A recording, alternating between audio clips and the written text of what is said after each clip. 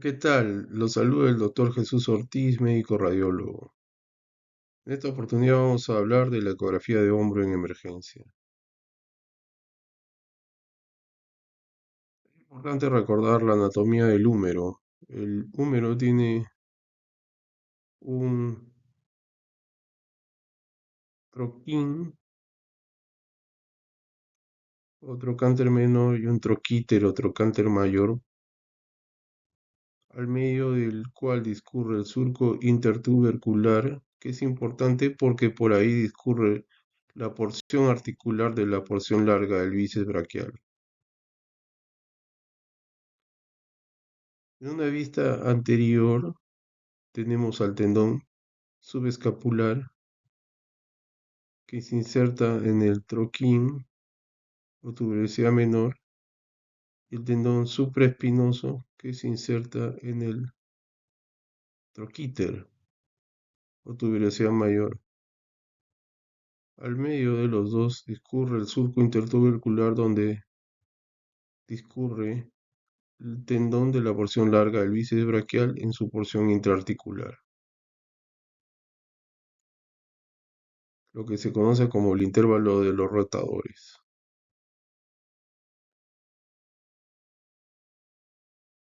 En una vista posterior tenemos el tendón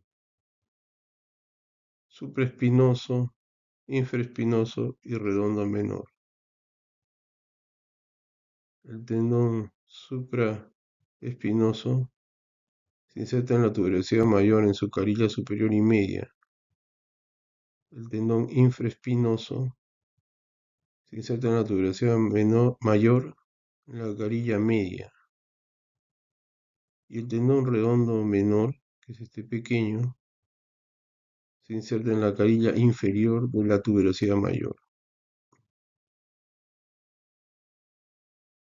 Acá otro gráfico donde se muestra el tendón supraespinoso que se inserta en la carilla superior, la carilla media, el tendón infraespinoso en la carilla media. La ecografía del hombro fue iniciada por médicos radiólogos en Estados Unidos, pero actualmente también es usada por algunos médicos de otras especialidades como fisiatras, médicos del deporte, etcétera. Eh, yo les voy a mostrar las posiciones estándar clásicas de los médicos radiólogos que han continuado a lo largo de los años las posiciones de exploración del hombro, porque el hombro no se explora en una posición neutra, sino hay que mover el brazo, el codo, para tener mayor exposición y mejor exposición de los tendones. Podría ser que médicos de otras especialidades usen otras técnicas, otros abordajes, otras maniobras, pero la cosa es que usen la técnica que usen, esta debe ser estandarizada. La historia de la ecografía de hombro, como le dije, comenzó con médicos radiólogos. En 1984 el doctor Kras hace la primera publicación formal sobre la exploración ecográfica del manguito rotador. En 1985 el doctor Middleton, también radiólogo, perfecciona la semiología ecográfica para el diagnóstico de la ruptura de manguitos rotadores. En 1988 el doctor Kras eh, no menciona su posición de Kras para evaluar el supraespinoso. En los años 90 esa posición de Kras se modifica. También otros médicos, radiólogos en la historia, el doctor Middleton y colaboradores, hace su publicación sobre la evaluación del manguito rotador. El doctor Van Holzbeck escribe su libro de ultrasonido musculoesquelético ya en años muy posteriores, ya más recientemente. el doctor Jacobson escribe un interesante tratado, un libro sobre ecografía musculoesquelética y también publica este artículo muy interesante sobre la anatomía, la técnica y los pitfalls en, en Radiology 2011, ¿no? Esos son eventos históricos y posteriormente pues ya la ecografía progresa con múltiples publicaciones más recientes, ¿no? De ecografía y resonancia de hombro. Eh, Estos son los tractores actuales, multifrecuencia, que van desde 6 a 15, por ejemplo, ¿no? Pero para ecografía de hombro utilizamos generalmente 10 a 15. Podría ser un poco menos, una frecuencia un poco menor para pacientes de hábito corporal grande, ¿no? Muy musculosos, ¿no? O en general de hábito corporal grande, ¿no?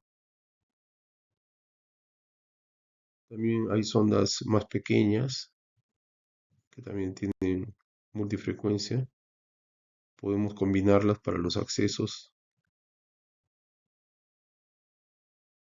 Acá comenzamos la exploración. Eje transversal.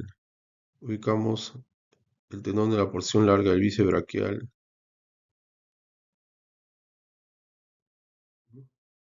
Después rotamos al eje longitudinal para el mismo tendón de la porción larga del bíceps braquial visto ahora a lo largo en eje longitudinal. Acá en eje transversal, eje longitudinal. Tendón subescapular. El paciente, como en el gráfico, dobla el codo con la palma hacia arriba, el brazo pegado hacia el tórax y así evaluamos el tendón subescapular. Tendón subescapular, ¿no? En su eje largo. Aquí está la piel, tejido celular subcutáneo, planos musculares, el tendón y el hueso húmero. Un plano en eje corto del tendón subescapular, girando el traductor en 90 grados a la posición anterior. Tendón supraespinoso. Esta es la posición de Kras modificada. La mano ubicada en el bolsillo homolateral, mientras que la Kras clásica o la Kras, la mano va por detrás del tórax hacia el glúteo contralateral. Podemos usar las dos. En lo particular yo trato de usar siempre las dos, pero a veces pacientes con mucho dolor o con mucha alimentación funcional se les hace mucho más fácil la CRAS modificada, ¿no? Acá vemos el tendón supraespinoso en eje longitudinal en la posición CRAS modificada. Tendón supraespinoso, por encima del tendón supraespinoso y vemos una estructura anicogénica pequeña donde está la flecha epiginosa, que es la bursa subacromial normal, si es así, delgadita, menor a 1 milímetro. Cuando hay bursitis aguda, esta se ensancha, ¿no? Y se vuelve 3, 4, 5 milímetros, ¿no? Hasta más podría ser. Y se hipervasculariza, ¿no? Al Doppler, por lo general. Tendón supraespinoso en eje corto. Tendón infraespinoso, inmediatamente por debajo de la espina de la escápula, lo ubicamos, ¿no? Un tendón pequeño, delgadito. Por debajo del tendón infraespinoso ubicamos también el tendón redondo menor. La articulación acromioclavicular, ubicamos el traductor entre la clavícula y el acromion escapular en ese espacio. Medimos la distancia articular acromioclavicular y acá abajo una estructura ecogénica que es del disco articular fibrocartilaginoso. La distancia acromioclavicular en hombres 1 a 7 milímetros, en mujeres 1 a 6 milímetros. Se puede disminuir cuando hay artrosis, aumenta en una luxación. El disco articular debe medir entre 1,5 a 4 milímetros. El disco articular fibrocartilaginoso, ¿no? Acá, en esta, donde está la cabeza de flecha. Los desgarros del manguito rotador son causa común de dolor de hombro. Con los ecógrafos modernos, para, hay similar sensibilidad y especificidad en desgarros. Con la resonancia magnética, el tendón supraespinoso es el más afectado. Los mayores de 40, los desgarros tienden a ser más distales y se ve con frecuencia irregularidad cortical del troquíter. Muchas veces son desgarros crónicos. En menores son muchas veces más desgarros más proximales y la irregularidad del troquíter es variable. Más desgarros agudos. Los desgarros completos son los que afectan todo el tendón de la superficie bursal hasta la articular, por lo que se pierde su convexidad superior normal del tendón, ¿no? Se pierde la convexidad superior normal del tendón. El desgarro parcial es el que no afecta todo el tendón, sino parte del tendón. Puede ser articular, puede ser de cara sinovial o puede ser intrasustancia. El desgarro parcial hay que medirlo en dos medidas, longitudinal y transverso. Otras causas de dolor de hombro, aparte de los desgarros, pueden ser tendinosis, tendinitis cálcica, bursitis o cromiosol deltoidea o incluso alguna fractura de tuberosidad mayor, por ejemplo. Con un tendón adelgazado pensamos en un desgarro completo o en un desgarro parcial que afecte la cara sinovial del tendón. La tendinosis, en tendinosis no se ve tendón adelgazado, entonces cuando hay duda ese es un punto a discriminar, ¿no? Entre tendinosis y desgarro. La tendinosis no, no, no adelgaza el tendón. La irregularidad cortical del troquíter se puede ver en un desgarro completo o un desgarro parcial articular. En tendinosis no se ve irregularidad cortical del troquíter. Ese es otro punto importante.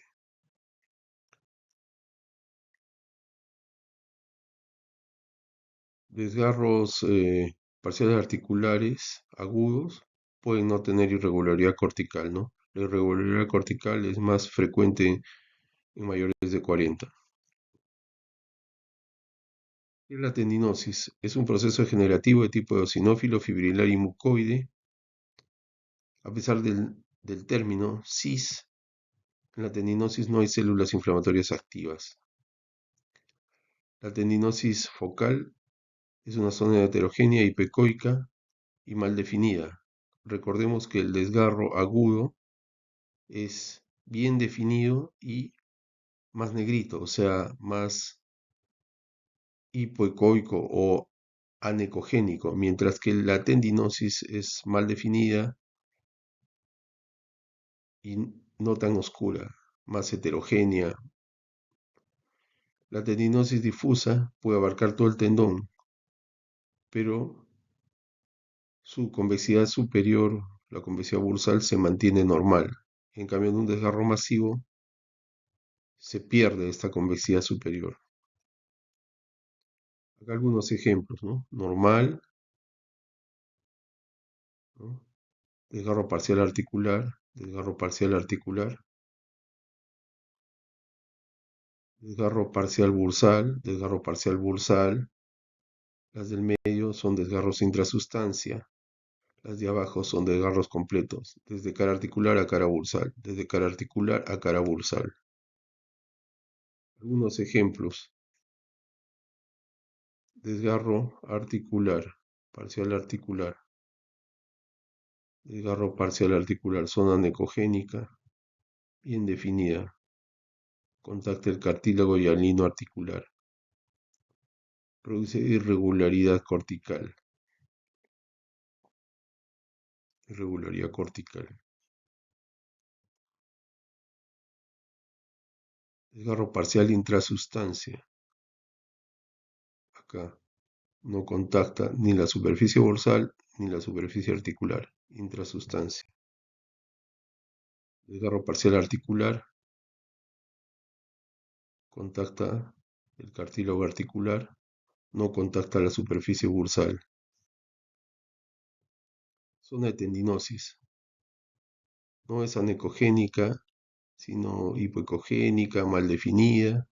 Es una tendinosis, zona de tendinosis focal. No confundir con desgarro.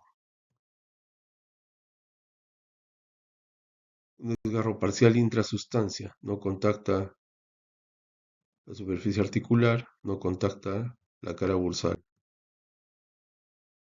Un desgarro parcial articular. Acá. Contacta la superficie articular. La anisotropía. Este es un punto importante, ¿no? Es la propiedad para reflejar diferente las ondas de regreso al traductor basado en el ángulo de incidencia. El artefacto de anisotropía nos muestra un oscurecimiento o pérdida de la resolución de la imagen cuando se incide en un ángulo que no sea perpendicular. O sea, si incidimos en una forma oblicua, nos puede generar este artefacto falso de anisotropía que nos lleva a un error, ¿no? Nos podría hacer pensar en un desgarro tendinoso, pero cuando hacemos una maniobra que es la maniobra Head to Toe Rocking Maneuver, que la vamos a ver en la siguiente diapositiva, ya no vemos esta imagen equivocada, sino vemos que el tendón está completo, no está roto, sino que estamos incidiendo mal en un ángulo oblicuo y tenemos un efecto erróneo de anisotropía. Esta es la maniobra que les hablo, que es la maniobra Heel to Toe Rocking Maneuver o maniobra punta tacón, que consiste en hacer un movimiento de bamboleo, ¿no?, del traductor para romper la anisotropía y ya no ver esta falsa imagen, sino ya ver el tendón normal. Acá tenemos un desgarro dispersor parcial entre sustancia. Acá, un tendón supraespinoso. Otro, parcial intrasustancia. No contacta ni la cara articular ni tampoco la bursal. Parcial articular. Desgarros completos, ¿no? Van desde la cara bursal hasta la cara articular. Cara bursal hacia cara articular, ¿no? Desgarro completo, desde la cara bursal hacia la cara articular, de la cara bursal hacia la cara articular.